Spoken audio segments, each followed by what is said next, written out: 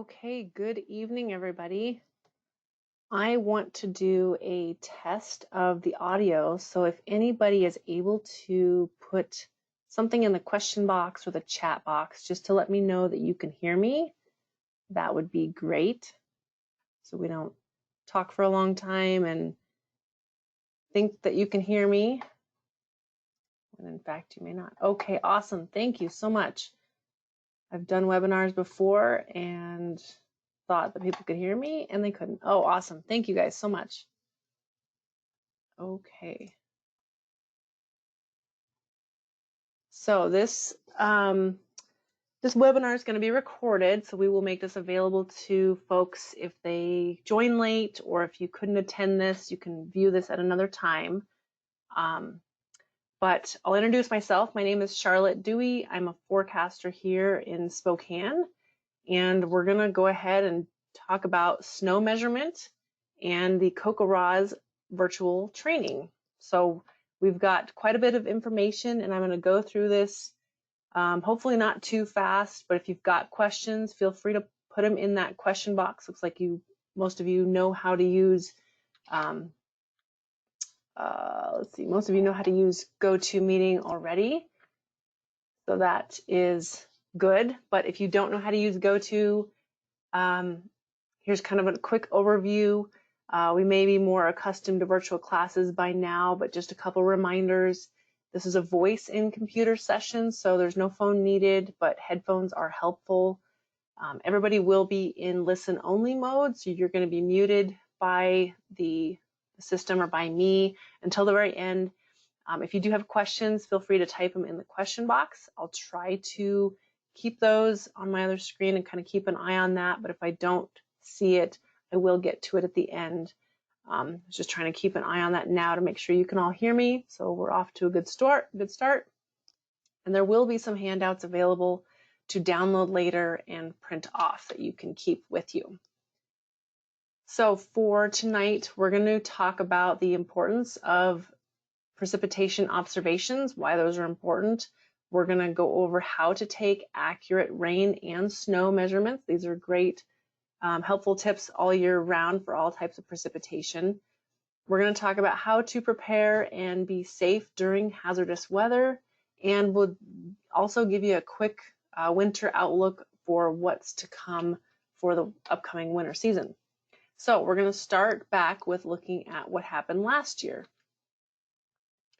So we ended up 2022 with a very snowy and very cold.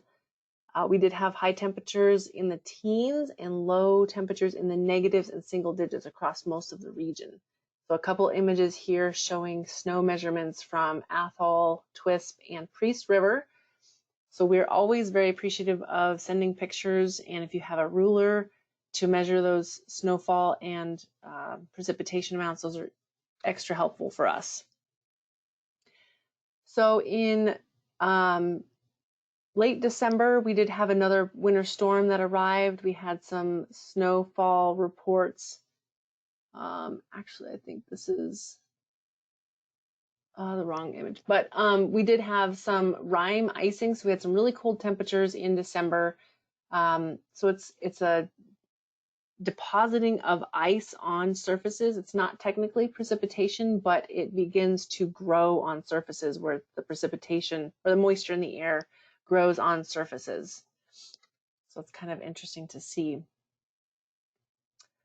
We did have some snow showers, and we did have some mixed precipitation type in late December last year, right around Christmas.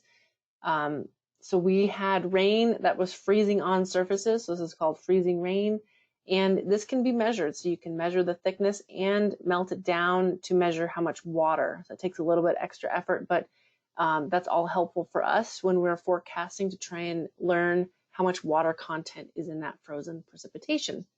So usually a flat ice is the best surface to measure on. So a windshield, not really anything that's rounded or like a tree branch, but a windshield. If you have a flat patio table, that can be helpful as well. So for all of our current CocoRa's observers, thank you so much. Thank thank you for all your reports and pictures from last year and years past, however long you've been participating. It's always very helpful for us. It helps paint a great big picture of what has happened and maybe what didn't happen. The zero reports are always helpful too, to know if it in fact didn't precipitate for an event. So thank you so much for all of your support and all of your reports. We use those daily when we look up information. So for those of you who may be new to COCORAHS, that's how you pronounce COCORAHS. It's an acronym. It stands for Community Collaborative Rain, Hail, and Snow Network. So COCORAHS is just kind of an easier way to say all that. It's a nonprofit partner of the Weather Service, and they're based out of Fort Collins, Colorado. And they manage sites all over North America, and it moved up into the inland Northwest back in 2008. So it's been an ongoing program for almost 14 years now. And it's folks that take daily measurements of precipitation right in their own backyard, so you don't have to go anywhere else. It's just the system is right in your own backyard. So for National Weather Service, if you're not entirely familiar with us, our vision is to have a weather-ready nation, to help the society be prepared for and responding to weather-dependent events.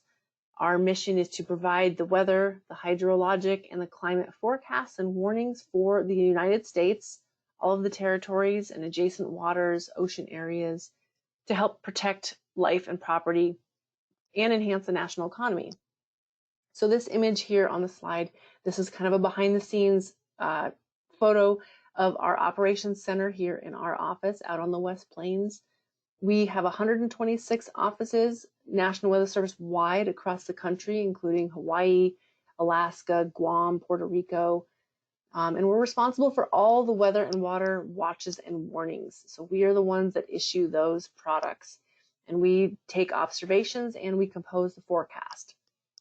So we also do preparedness information, work with our decision support partners, emergency managers, these core partners, and we provide educational services just like this webinar that we're doing tonight. So another view of all of the weather offices across the country. We're just one of those 126 weather offices. Our forecast area of responsibility is in the upper left-hand corner of the country, circled here in red. And the outlines of these offices don't really match up with state, sometimes not even with county boundaries. They were designed many decades ago for area of responsibility that would be important to the local communities.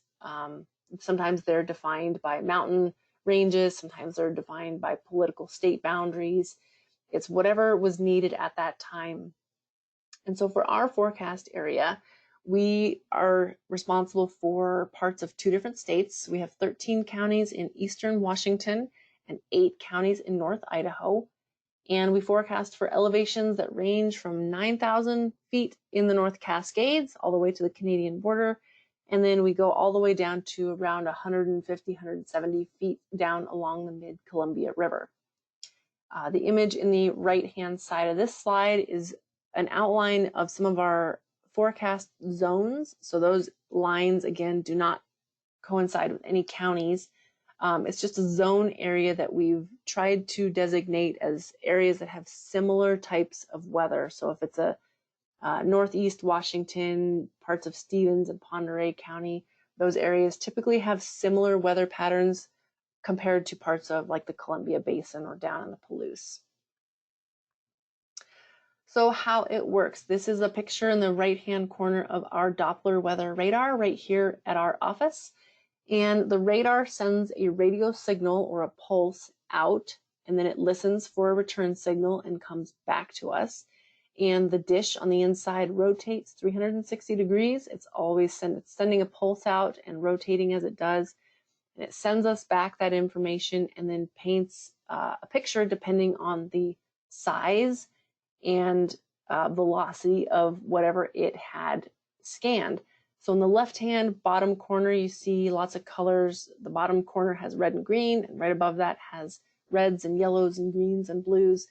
Those are different images that we use to see reflectivity of particles, raindrops, hail drops, whatever, those types of items. And then the image below, the red and green, that's velocity. So that's the speed of the particles moving away from or to the radar. So this is kind of how that radar works.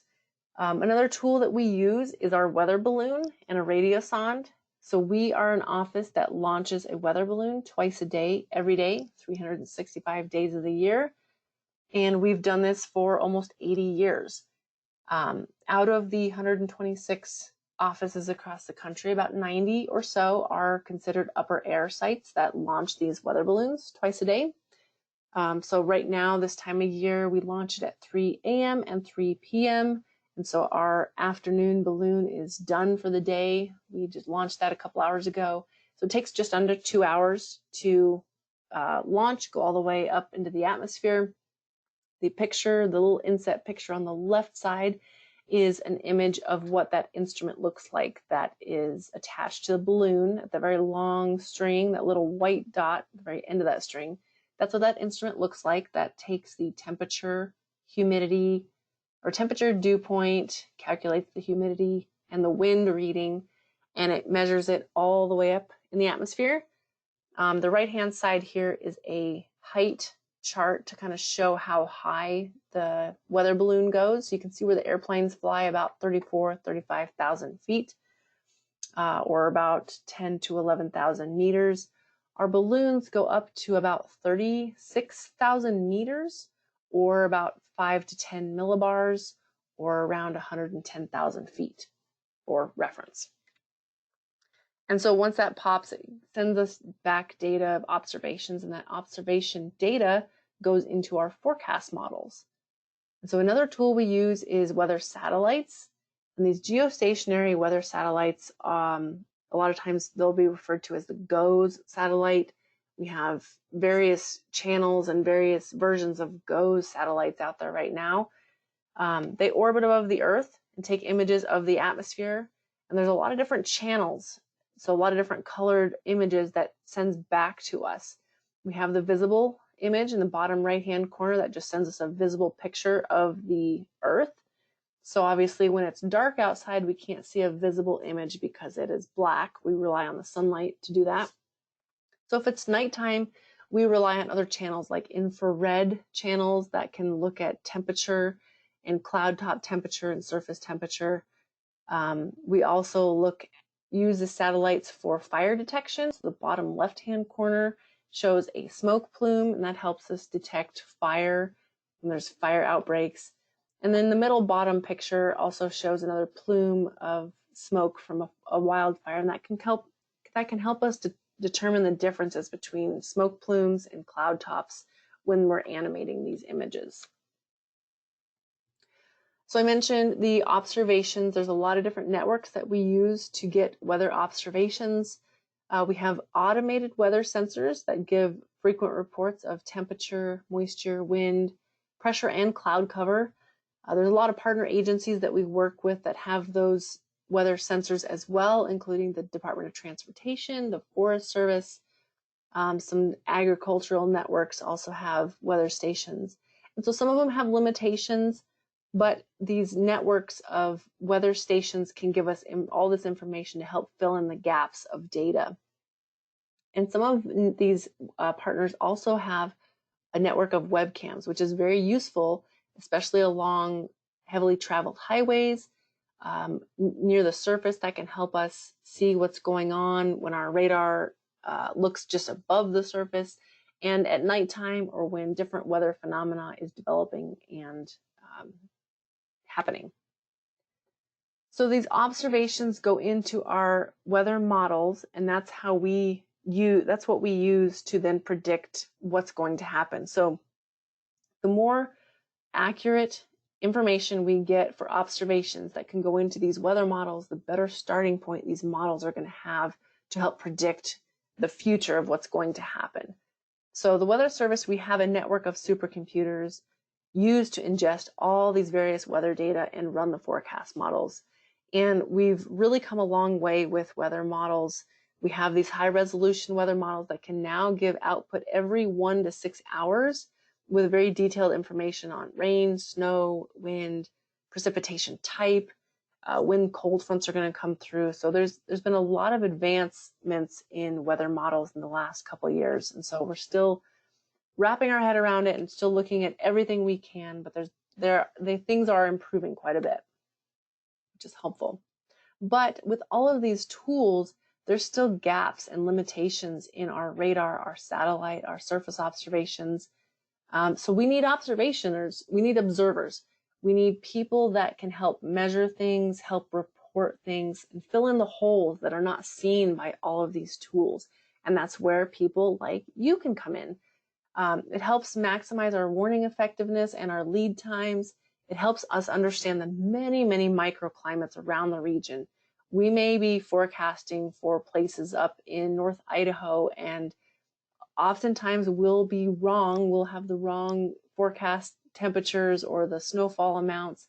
And so for us to know what's happening in those microclimates, these little valleys, these little nooks and crannies of all the corners of this inland Northwest, that helps us to hopefully get better. And it gives us some credibility so that we can then help the public take action.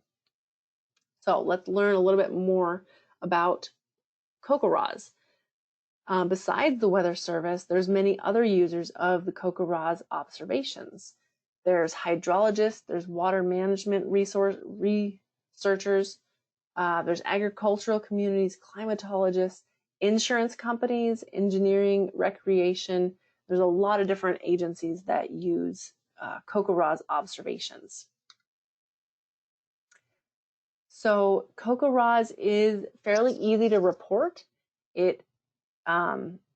There's a web page. There's the web page cocoras.org. So the link is right here. You can simply post your data online, or you can use a phone app. There's actually a phone app for CocoRa's. And by being a volunteer, you would take precipitation measurements 1 time a day and submit it online or through the mobile device. And it will give you your observation date, the time that you submitted, and then what you're submitting. If it's rain, if it's snow, if you've melted the snow, how much snow depth you have on the ground. All of that information you can fill out in that report. One great aspect of CocoRa's, and this is a map that we use all the time, is the daily maps of precipitation across the entire country. So this is a screen capture of just a couple days ago, and this shows a 24-hour precipitation. So you can see for this date, there's a lot of 0 amounts for our area up here. It just happened to be when we snapped this image. But you can see all these colored dots around the Great Lakes region, upstate New York, along the East Coast, along the Pennsylvania, New Jersey, Maryland coast. There's a lot of colored dots. And so that's showing that those areas for those reports, they were having a quarter, close to half an inch, maybe even just over an inch of liquid precipitation in that 24-hour period. But not to say that these zeros aren't helpful. They are helpful. If we were predicting rain or some sort of precipitation and it didn't happen, that's also helpful for us. So that helps paint the picture of what did happen and what didn't happen. And here's a zoomed in map for snowfall. And this is taken from last year, November 7th, 2022. So this is a 24-hour snowfall map, and to kind of orient yourself, right here in the middle of the map, there's a 20.8 at a red dot there, and that's up in Okanogan County. So that was a 24-hour snowfall amount of 20 inches of snow. Maybe some of you remember that if you live around this area. You can see up here in Ferry County, Stevens County, there's some 2, 1-inch, 10-inch snowfall reports. Down in Spokane area, there's looks like 1 inch, 3 inches, 4 inches. And then in Idaho, there was a couple 1 to 3 inches, just for example. So you can also change the map to show snowfall and not just liquid precipitation. Another great map that you can see the conditions to monitor where observers report is drought and other dryness impacts to floods and wetness conditions. And so this is also within the CocoRa's map environment. You can change it and look and see what different things people are reporting and sharing in the current conditions. So there's also newsletters. This one on the left is called The Catch, and it comes from Nolan Doskin out of the Fort Collins CoCoRaHS office, and it has great stories, advice, and tips for observers. The Weather Service in Spokane, here we have a quarterly newsletter as well, and our example is on the right. And we focus on the weather and the conditions for the inland Northwest specific to this area. And we'll usually have a seasonal recap and a seasonal outlook for the next season, and some good tips and suggestions for all of our weather spotters. So being a observer or a weather spotter, we use your email and phone number purely to contact you to let you know about our newsletters, upcoming widespread severe weather or winter storm events. We may send out an email for that. We may reach out to you to get a report, maybe a snowfall liquid content, snow to liquid content report, or snowfall or precipitation report. And then we'll also send out notices for training updates. So that would be the only reason we would use your contact info. So if you are interested in CoCoRaHS, here is some steps on how to start. So you would head over to the cocorahs.org website and sign up. You'll obtain a 4-inch plastic rain gauge. Here's a picture of one of those. And it's 4 inches because it's 4 inches in diameter. There's an online training slideshow teaching you how to measure, how to mount, how to set up your rain gauge. And you'll set that up in a good location in your yard, in your property, away from trees, so that it can have a clear view to the sky to record all of that precipitation. And then you start observing the precipitation and you report online every day. So for snow, it's slightly different. You have to, if you notice in this picture of the gauge right here, it doesn't have that inside measurement tube like the previous one did. If I go back, this one has a smaller tube within it that has a measurement on it. But with snowfall, you take out that inner tube and funnel before the snow falls, and that way it can pick up more of that snow. And so it's a little bit more time consuming to measure snow than rainfall. It takes a little bit more time because you're melting down that snowfall and measuring it in liquid form. But we appreciate all the snow reports we get every year, and it can be a little bit challenging to take the time to measure the snowfall versus just reading the gauge with the liquid. But it's very helpful for us, and it helps us, like I said, improve our forecast, improve our lead time, know about these microclimates, and it's very important to us. So here's a quick little video. See if it'll play. Yep.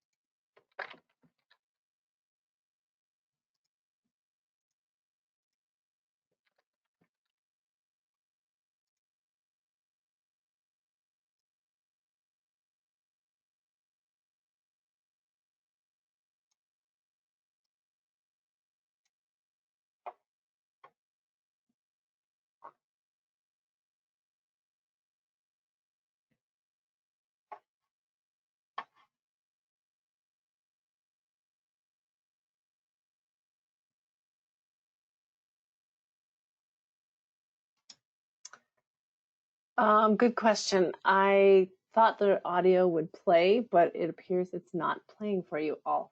I'm sorry about that. I can go back and let me narrate while that's happening. So this is a video that's gonna kind of go through the tools and the steps on how you'll get started for measuring snow. So like I talked about, you have that 4-inch rain gauge, and you'll get that through cocoros.org. And then this is showing how you would set up like a snow board, so you can measure snow as it falls, so you can measure the snow depth. So you can use plywood, you can paint it white, though I've seen people that don't paint it. As long as it's, oh no, it does say it must be painted white, so it avoids heat absorption. So that's the reason that it's painted white. So having that flat surface is helpful, because then you can measure it evenly on a flat surface. Having a ruler or yardstick is very helpful, and that you can measure down to the 1/10 of an inch for snow. Let's see. Yeah, so this one's showing an example of that would obstruct the let's see. Okay, sorry about that. I thought the audio would play. This shows that you can mark your measurement, your snowboard measurement, with a flag so that you can see it, because once the snow falls and covers it up, it may be hard to find again. And then again, take that inner tube out before the snow falls so you can measure the snow, because that inner tube is for liquid. And so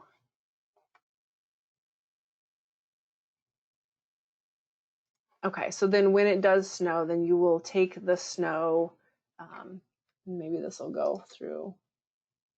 Okay, again, I'm sorry about that. I thought the audio would play. Okay, so the tools for measuring snow, it went over having a snowboard, the flat surface, painted white that you can put somewhere that's unobstructed from the view for the sky to measure all the snow. So not under a tree, not under the edge of a house. Having a snow swatter or just a flat spatula will help, and then a ruler or a yardstick, as long as you can measure down to a 1/10 or a 1/10 of an inch of snow. That'll help measure and be as accurate as possible. So measuring snow, you want to measure the new snowfall, so the depth of this new snow, and that's where that snow board is going to come in real handy. After you've measured it, every 24 hours, then you'll wipe it clean so that you can measure what new snow has fallen.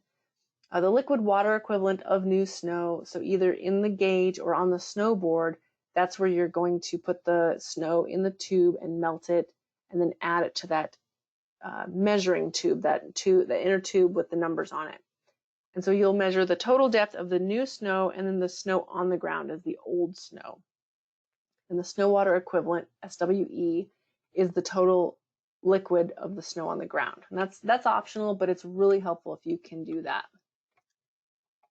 Okay, so let me narrate this video, since there's probably no sound with it either. So measuring accumulation of new snow. So again, snow is measuring the accumulation of snow and ice in the last 24 hours. So if the snow has melted by the time you're measuring it, you may have to go and measure it before your typical 24-hour measurement time.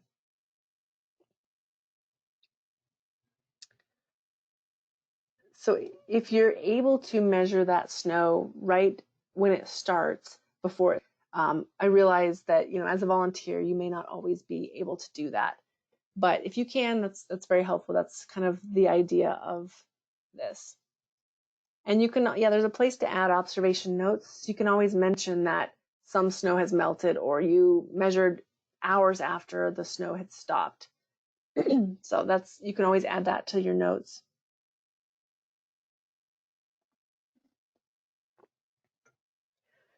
So if you try and when you're measuring it with the ruler, if you try and get level with that ruler, That will help you be a little bit more accurate. And you can always do multiple observations and kind of take an average. Sometimes when wind comes into play, the snow is not level. And so we've done that here at the office where you take multiple measurements and you do an average.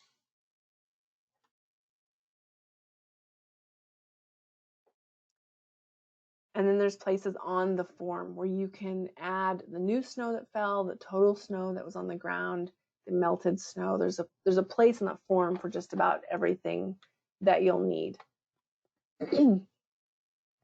Apologize for my voice. I'm starting to lose my voice. So the depth of the snowfall, like I said, is the accumulation of that new snow in the past 24 hours. Using a ruler and measuring the snow on the board or a level spot in your yard is best. Not the ruler in the gauge, but just using a yardstick is the best way you can do to measure that. And so again, you can measure that snow as soon as it stops snowing, even if it's not at your 24-hour observation time. And you want to report it to the nearest tenth of an inch. So 5.3 inches, 6.2 inches. You don't need to be to the 100th. It doesn't need to be 6.25. We would round that up to 6.3. And in the form, there's a place to put your new snowfall measurement to the nearest tenth of an inch. And that would be here. That's where this arrow is pointing. And then if you're able to measure down that liquid equivalent of new snow in the gauge or on the snowboard, that's also important. See if I can narrate this. So daily precipitation when it snows.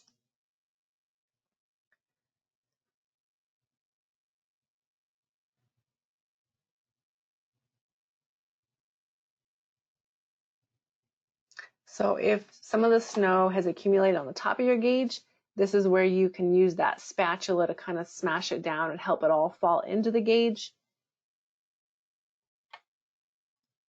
Actually, let me just go on to the next one. It'll be a little bit easier.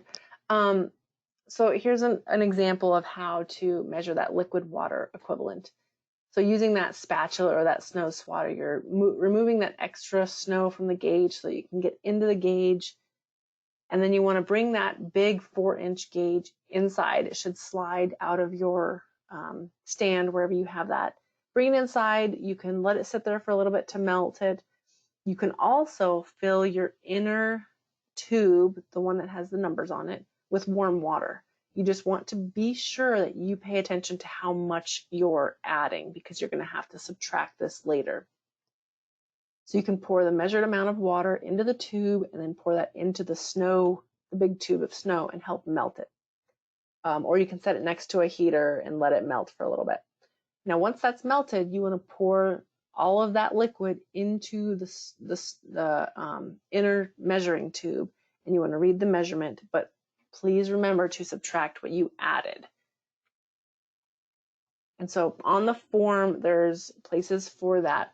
The water melted from the core is reported as the daily precipitation. So that's your liquid daily precipitation. There is, you can add in the comments when the snow began, when it ended, if you're home and you know that information. And then the next, we will measure the total depth of the new snow and the old snow. I'm going to skip that video since it doesn't have any audio.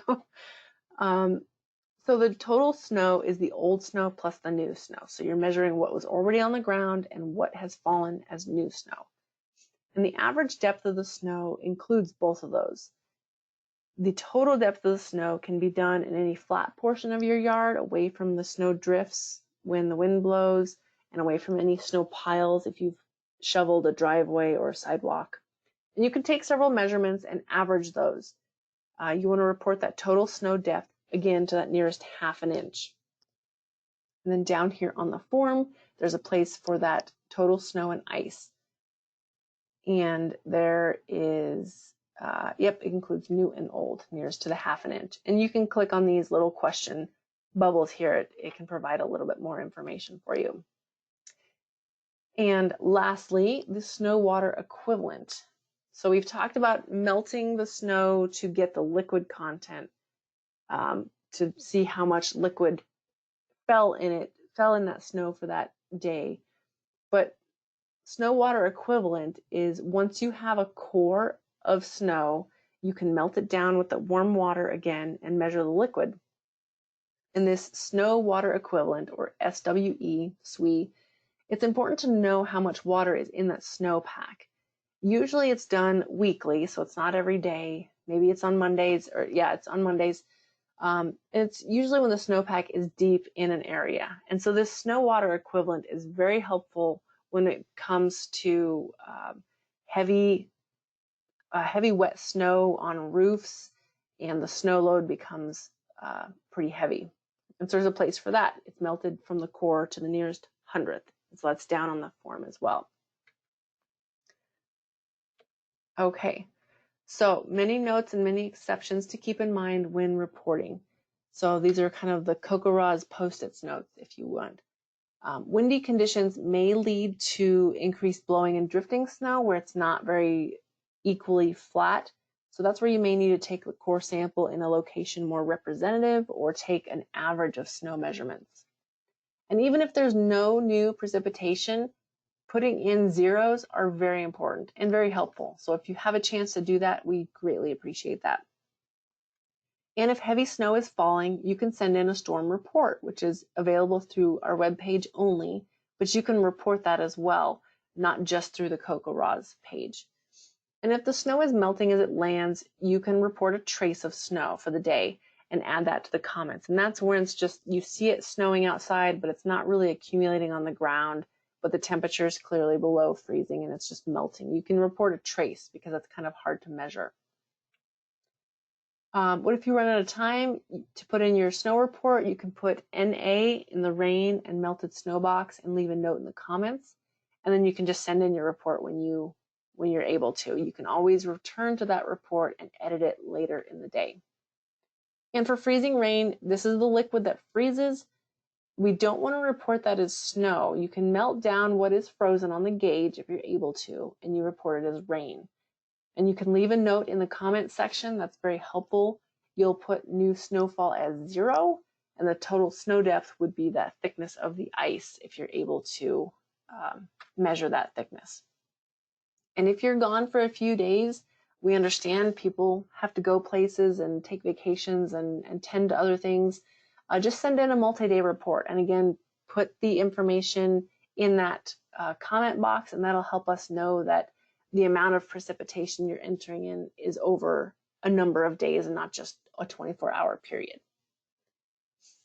So with the Weather Service, we have a lot of different volunteer programs that gather these observational data, and they're all very useful to us. So one of these programs is the Weather Spotter program. The other is the Citizen Weather Observation program. And they're all different, but they're very useful to the Weather Service. So CoCoRaHS is the volunteer program that assists the Weather Service with gathering this observational data. It's precipitation only, and that's a daily commitment. The Spotter program is for severe weather. You don't have any instruments that are required, and it's just event by event. So you just help us report information depending on what event is happening, and that's through our website, weather.gov. The Citizen Weather Observation Program, CWOP, on the right-hand side, and that's where you have a weather station and weather data at your home location, and it's daily, and there's a website, wxqa.com, where you can get information and get that set up. I think I went backwards. So Weather Spotter, kind of touched on this. It's an as-needed basis. You don't have any equipment that's necessary. You just simply call or email or send us a report when something happens. If you want to register as a weather spotter, you can send us an email, nws.spokane@noaa.gov, and we can get you signed up. And we do offer these online virtual training courses to become a weather spotter. Like I mentioned, the Citizen Weather Observers Program, CWOP, you have a weather station and you want to share data online. You need a computer and internet access, and you'll register online and get your weather station ID. And that would transmit every 15 minutes to give weather information. And so that again is at wxqa.com to get set up with that. And some more information, what the Citizen Weather Observer Program page looks like.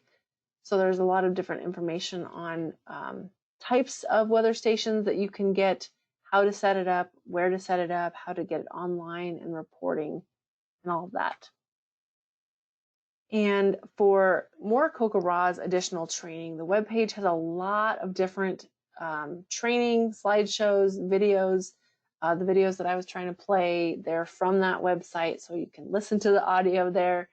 And if you have any questions about how to measure, maybe you forgot what I went over about melting the snow or the liquid content, that's all there, and it can help you figure that out as we transition from the rainy season into the snowy season and then back.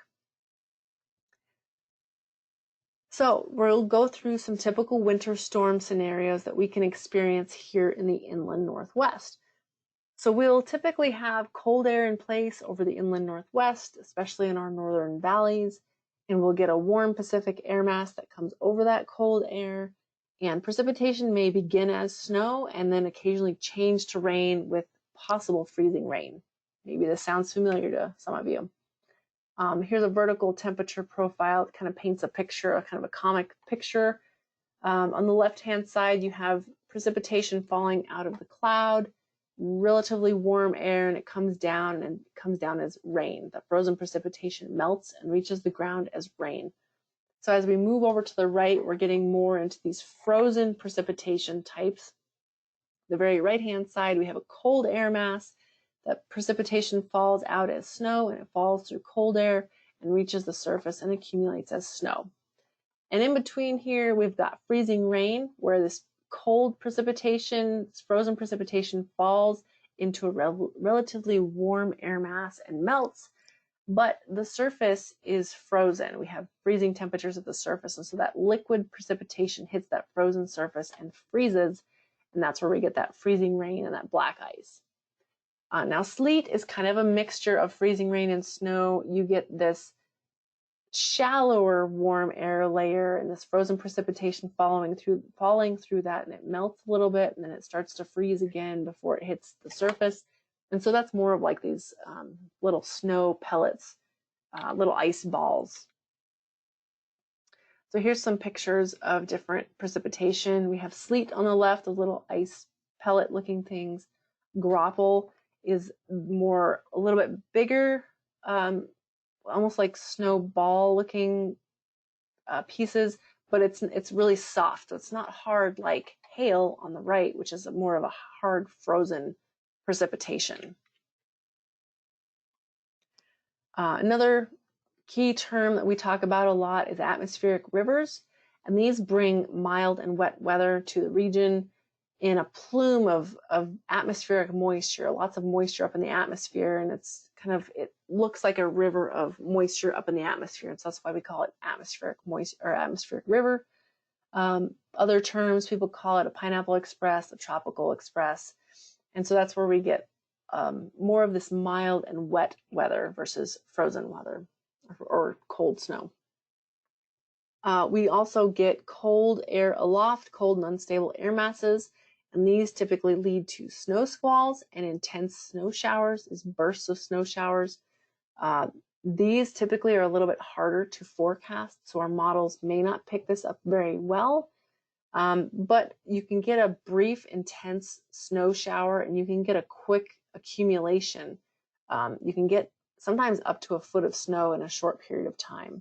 And this is where our weather spotters play a big role with reports. If you are out and you see this happening, sending us a report is incredibly helpful for us as these scenarios happen very rapidly. So what is snow squall? We actually are having a snow squall awareness week next week. If you go to our webpage, weather.gov/Spokane, we're going to be highlighting lots of different information, teaching about what snow squalls are, kind of a relatively newer product for us as the Weather Service issuing these types of products, but it's an intense burst of snow, and it also involves wind. It can be a shorter duration snow event on the order of 1 to 3 hours, and conditions rapidly deteriorate and decrease in a very short period of time. And if you're on roadways, it can be whiteout visibility. It's extremely dangerous to be on the roads during this time. So personal safety, we want to make sure that you are being safe when hazardous weather is occurring. It's the primary objective of every observer. If you're able to take pictures or send in reports, we appreciate that, but we want you to be safe while doing so. So please don't put yourself in harm's way if you are trying to send us a report. Please don't walk or drive over obstructions like flooded roads or down power lines. Don't put yourself under objects that have the potential to fall or be blown over. We want you to protect you and your family first. We appreciate the reports, but we want you to do so safely. Okay, so our webpage is a great way to stay informed online. This is a map that highlights the current weather products that would be out for our region. On the right-hand side, this would be if there was a lot of different products out, this map would be colored. At this time, there was nothing out at that time. We also have weather stories. So these are graphical weather pictures of what's in the forecast, what's to be expected. We typically always have at least one on our front main page, and that's kind of giving a quick overview of what the weather is. But you can click on this map of the inland Northwest, click as close to the location that you want, and that will give you a forecast for that point. And then from there on, you can you'll get a new page and you can move that map around if you didn't quite get the exact location that you were trying to get. On our main page, the left-hand side here, we also will have news headlines about our newsletter that is out, when our weather spotter and observer training schedule gets posted. Sometimes we'll write a blog for an upcoming storm. That's where you could find the headlines there, the links at the top of our page. Now this website, I believe, may not be updating currently. We've had some issues in the last couple of weeks, so I'm not going to guarantee that this link works on your phone, but you're welcome to try it. We don't have a weather app, so this is supposed to be a way that you can get our weather website on your mobile phone. So it's supposed to be a mobile version of that, but I think we've been having trouble with that in the last couple of weeks. But you should be able to create your own little bookmark on your smartphone. And if not, you can always try and bookmark our web page on your smartphone or tablet. Staying informed on your phone, we do have various types of alerts that go directly to your phone. We have the wireless emergency alerts, and that's where you would get notified of tornado warnings, flash flood warnings, extreme wind warnings, dust storm or snow squall warnings. And this, they are similar to the Amber alerts, the local emergency evacuation alerts, and the presidential national emergency alerts. And so if your phone or tablet is able to have those turned on and you are able to get these weather warnings in the middle of the night, this is extremely important if something's happening overnight to be alerted of. I know it can be annoying and wake you up in the middle of the night, but in a life-saving event, it could be that thing that saves your life. Oh, okay. So, and somebody did comment saying, I assume you're talking about the mobile weather webpage, that it was working. Well, that's good. Sometimes our websites go down, so I appreciate you checking on that. Okay, I mentioned that we do write a blog. From time to time, we'll write a blog and talk about an upcoming weather event, and it's kind of a way for the forecasters here to dive a little bit deeper into the why something is going to happen and a little bit more details. So if you're into blogs, I would encourage you to read our blog and stay up to date with when we do new blog entries. It is inlandnorthwestweather.blogspot.com. And like I said, we try and link that to our top of our web page when we write a new one. Staying informed and being prepared, disaster kits and disaster plans. These are great things to do when we don't have a weather event going on. The best time to prepare is before an event happens. As many of you maybe are from the region here, we had some wildfires this past summer that kind of hit close to home if you're around the Spokane, Deer Park area. It's always great to take the time when we're not being faced with an emergency to plan ahead. There's a lot of different resources on the American Red Cross website. Ready.gov also has some information on how to pack an emergency kit, what to pack. So those are some really good resources to keep in mind, and working together with your family, planning ahead as much as you can before a disaster occurs. Okay, so the CocoRa's webpage does have more to offer than just setting up a rain gauge and taking measurements. There's webinars and resources, like I mentioned, for lots of different users of precipitation. So a wealth of information. I would encourage you to go to the CocoRa's website if you want to learn more and read more about all the different entities and how CocoRa's works with the public. Another perk of being a CocoRa's observer is that after 100 reports, your site will become considered a climate site. And after a year, you would receive a water year report of all of your observations. So this is kind of cool. The water year runs from October 1st through September 30th of the following year. And for the first time, CocoRa's stations have been used in the new climate normals for our climate period for 1991 through 2020 throughout our National Center for Environmental Information. So it's really kind of cool because, you know, it doesn't take a lot of reports to become considered a climate site. And so that can be really helpful, and then you can establish a period of record. Okay, we are now at the point where we will go through the winter outlook. So the past 90 days, if we look at the average temperature on the left versus the average precipitation on the right for the July through September time period, our temperature has been above to much above normal for that time period, and our precipitation was about normal, maybe a little bit above normal for some pockets here and there.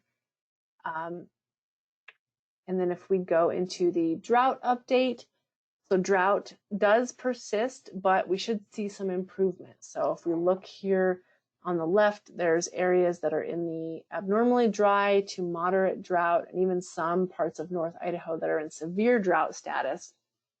But the outlook has drought just basically continuing on for the next update.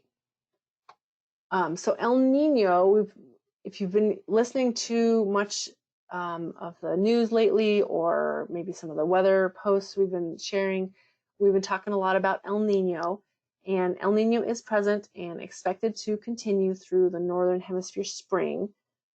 And we actually have about an 80% chance for it to continue through that March into May of next year. It's favoring at least a strong event with a 75 to an 85% chance through November and January, and so that's the winter time period. We could see a historically strong event that competes with our 2015-2016 year and also the 1997-98 year. Strong El Nino events, though, they increase the likelihood of the climate anomalies, but they don't necessarily bring us strong impacts locally. It's a seasonal change.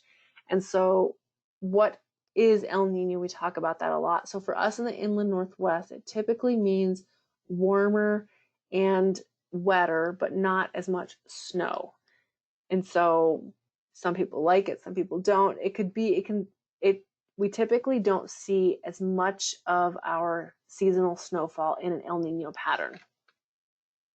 When we look at snow climatology for many places across the inland Northwest, we're looking to hit 60 to maybe 80% of our typical snowfall of of the winter season in an El Nino pattern. So what's this look like? So for Spokane, this chart here on the left-hand side, in a neutral year, our average snowfall for the season is about 48 to 50 inches of snow. In an El Nino year, we're looking at about 30 to 35 inches of snowfall for the winter season. Whereas compared to La Nina, which we've seen the last 3 years, that's when we typically get above average snowfall. So if we go back, looking at these other station locations, Spokane sees about 70 to 72% of its typical snowfall season in an El Nino.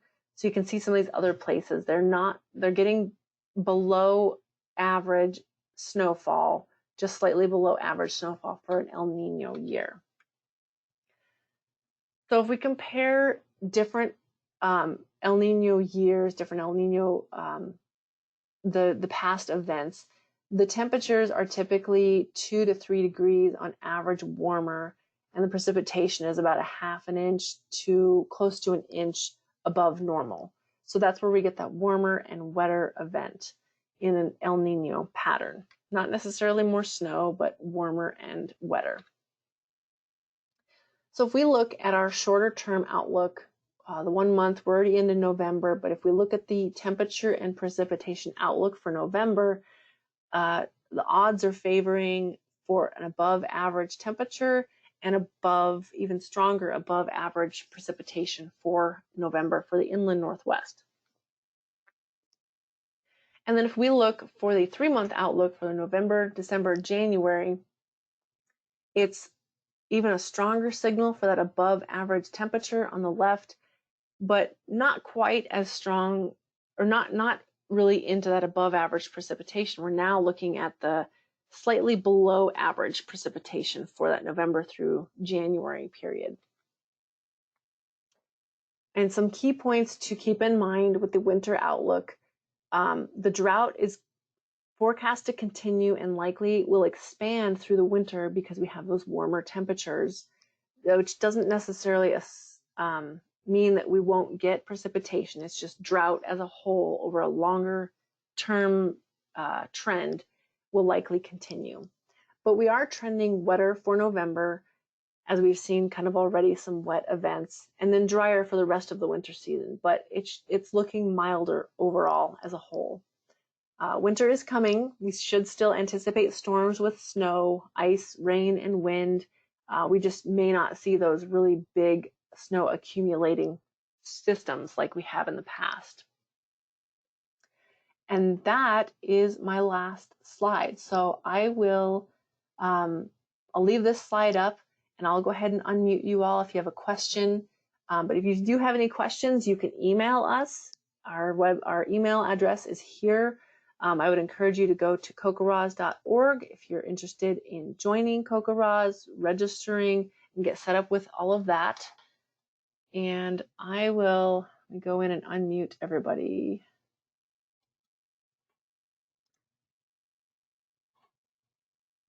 Okay, I should have given you the capability to unmute yourself if you'd like to ask a question. If you would rather raise your hand or just type it in the chat box, we can do that route as well. Sometimes it does not unmute for everybody. If you don't have questions, you can feel free to drop off, but I'll hang on here for just a little bit longer and we can chat and I can answer questions. Let's see. I did see Kirk asked, can a school be a Kokoraz volunteer? I believe so. You'll have to probably have a point of contact for whoever is going to be kind of the lead person for that Kokoraz account. You'll probably need to get approval from the school to put it on there, but I don't see why you can't. I know my college, I went to college in Northern Colorado and we were a Kokoraz site and we became certified to do that. So I don't see why you can't. It should explain a little bit more on the Kokoraz website, but again, you'll probably have to have one main point of contact for that account. So good question. What happens to the weather balloons after they reach altitude? Great question. So when a weather balloon reaches the altitude at where it bursts, it has now reached the equilibrium of pressure to volume ratio. And so it pops, as long as it doesn't have any other issues with it, it will pop. And then I don't know if you saw in that picture, there's an orange parachute attached to the string, and it falls down back to the surface. And that parachute helps it come down a little bit slower. But it will fall down to the surface, and at that point we can't reuse the instruments anymore. They've upgraded the instruments to where they're not really able to be reused anymore. So if people find them, it can be a really cool souvenir, or you can help recycle it and throw it away, but we can't use it again. Okay, yep, thank you, Mr. Thomas.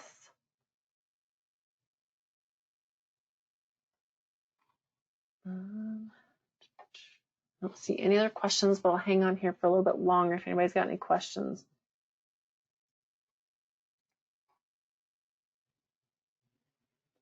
Lots of good questions. Hopefully I didn't go too fast and you all understood everything. I know, again, sorry about the videos. I thought that they would play the audio, but they did not.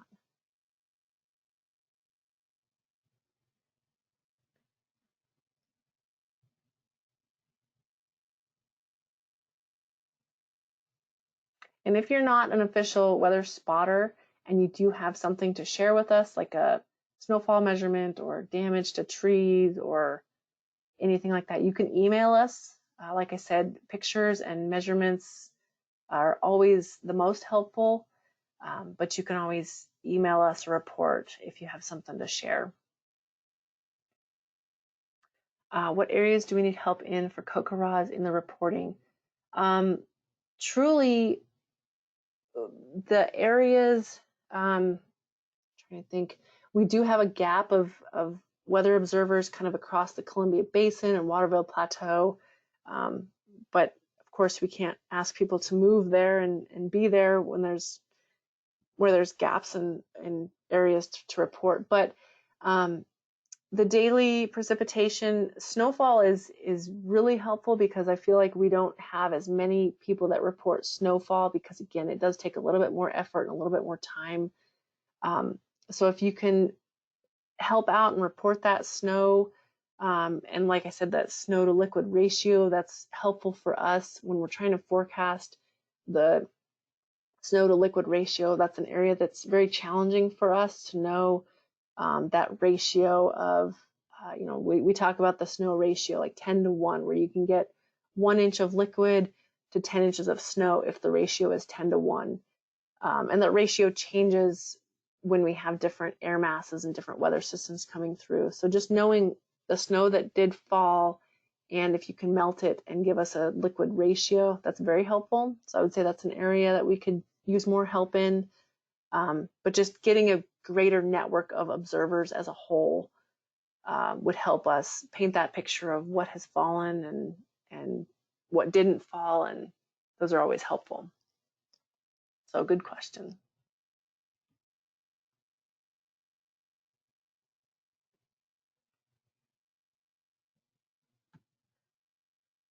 I'll chime in here with a quick question. Yeah. I saw a slide where there was an observer that was measuring the weight of the snow, water weight standard and so on. Could you comment on what that was comparing to measuring with a gauge? Yeah, so that's probably a snow core measurement. We do that here at our office, so that's measuring the liquid weight of the snow, and so that goes into when we talk about snow load, like on roofs when it gets so heavy and wet, and you get like a base of snow, and we get rain on top of it, just weighs that snow down even more. So that's that snow water equivalent, or the snow water equivalent. So how much that snow weighs, how much water weight is in the snow. And there is, so when we talk about taking a core measurement, CocoRaws shows how to take a core measurement. We do that here as well, but we have a scale. It's similar to like a really oversized produce scale at the grocery store, but we have this huge core, It's like 6 foot long, so that if the snow depth is actually 5 to 6 feet deep, we can take a huge core of it and then weigh it on that scale, and it tells us that weight of it.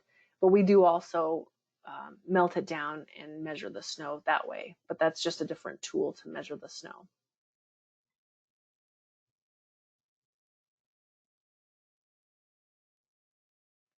Good questions.